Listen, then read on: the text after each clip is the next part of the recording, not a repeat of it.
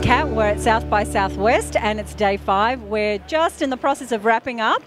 We're in the trade show. We are in the trade show, the block party as it's known on day 5, which is basically where a lot of the exhibitors put on free alcohol to encourage people to come down, which is why it's a little bit crazy. The trade show is where you get to find out what are the new apps that are coming out, what's the new. There's a lot of hardware this year, which is actually quite different to previous years.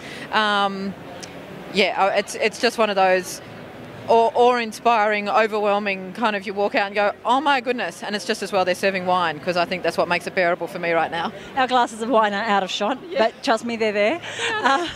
So it's day 5, great speakers again. Kat, tell us about the first person you saw this morning. Okay, so I saw Phil Libin from Evernote. Evernote's been a platform and an app that I've used for quite a long time now as a way of collecting and curating my notes, and particularly on multi-devices. You know, as I read an article that might be useful, for example, for social media for small business, on my phone while I'm standing in queue for the coffee, I'll send it to Evernote, so then I've got it. I've also just started doing that a lot more effectively. So it was really interesting to listen to him from a business perspective. One of the things that he talked about was their model is actually not to have consistency for the sake of having consistency. They have their platform running across 26 different platforms, Android, iOS, etc., and they don't actually aim for consistency. Instead, what they aim for is an awesome user experience across all of those platforms. I've heard him speak before, and it's quite inspiring. I caught the tail end of his presentation last year. This year I sat in for most of it. There were 2 things that particularly struck me. One was he talked about building a 100-year startup. So that is that forever the company maintains that energy and excitement of a startup while continuing to grow. The other thing he said, which was very, I thought, profound, was that there is no exit strategy for your life's work. And so that is, how do you have a business that is your life's work, and therefore you're never looking to sell or it doesn't mean you don't grow the business, but there's no exit strategy. Absolutely, I love that.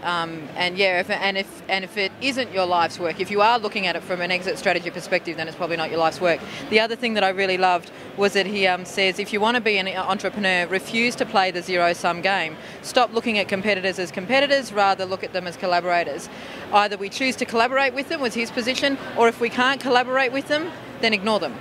And I just love that. That is so much my philosophy on business. So yeah, I really like that. Again, the theme of big picture thinking, which has been carried through this conference, was very much a part of that. The next person we saw was from Buzzfeed, Jonah Perreti. Yeah. Now he was very, very good. He was amazing. He was talking about the future of publishing, particularly in the social world, and he was talking a lot about how to make things go social, how to make information go social, how to make publishing go social, but also what I really liked was his position, given that we are now publishing in a social world, publishers don't have to be niched along interest areas. Buzzfeed pretty much covers all interest areas, and his analogy for it was that publishing is now like the Parisian cafe.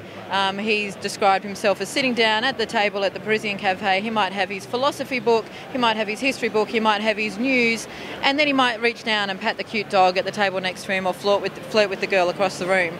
And so this notion of publishers can now cater to all of those interests in the one time frame, not having to give you serious news here and then your fluffy stuff in a different publication.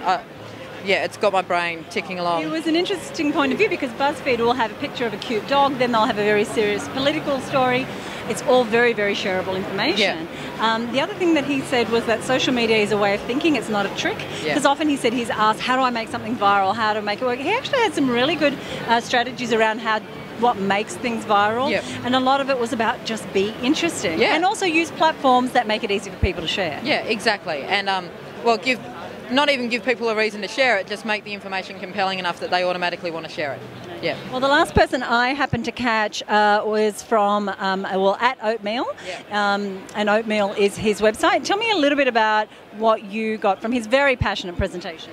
It was a very passionate presentation, a very, very funny presentation. I think one of my early tweets was, we're not even 5 minutes in and already the tears are streaming down my face with laughter. He was so funny. A unique take on the world, as comics often do, or comedians often do, and he actually, one of the things that I really liked was he realised that he was a stand-up comedian whose stage just happens to be the internet. So he does comics. It was a nice way to see how somebody had translated their art into something that could make him money. And I also really liked how he had used crowdfunding platforms to do things that were meaningful to you. And I know that you were taken by that as well. Yeah, so just to give people an idea, so he has used crowdfunding platforms on 2 occasions that he mentioned to raise millions of dollars, but not for his own gain, not for his own projects, but just to fund causes that he really believed in, and to do what he said was to right certain wrongs. And my tears were actually, I was touched by his willingness to stand up for what he believed in using his energy, a young, masculine kind of energy, to make a difference to something that he really cared about.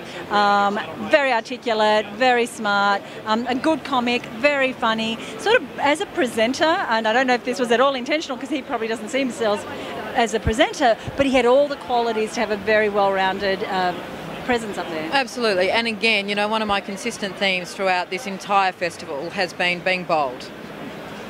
Being clear on who you are, owning it, and going out and doing your thing.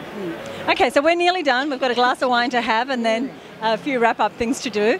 So in a few words, thoughts about this year's South by? We need to start changing the game again. We need to, I think, the general message that I heard was stop. If you're in a rut, if you've settled, if you're kind of still figuring out how to measure your Facebook likes, you're playing the wrong game. You need to go up a notch.